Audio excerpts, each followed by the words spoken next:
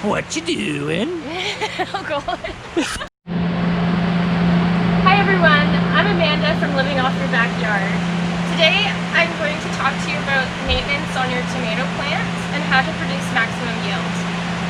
So what we're doing today is we're working with Aroma tomato in our hoop house.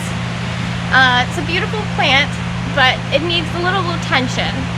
So the first tip I'm going to share with you today is how to limb up the bottom vegetative growth so that you're not prone to pests and diseases. Alright, so what we're going to do is take a look at the bottom vegetative growth, and we can see that some of these leaves are starting to die back, and you want to get rid of these because they're prone to pests and diseases when they touch the soil bed.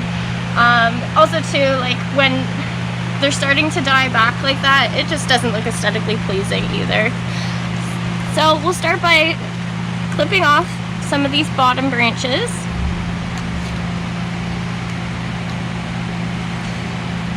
Sometimes you can use your fingers to just pick them off, or you could use some scissors.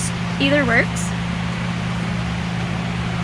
So the next tip I'm going to share with you is how to remove any unwanted suckers in your plant. So the reason for doing this is because these suckers are going to take out energy that could be used for your fruit development. So what I'm going to do here is, here's a good example of a sucker that's growing on the internode of a plant.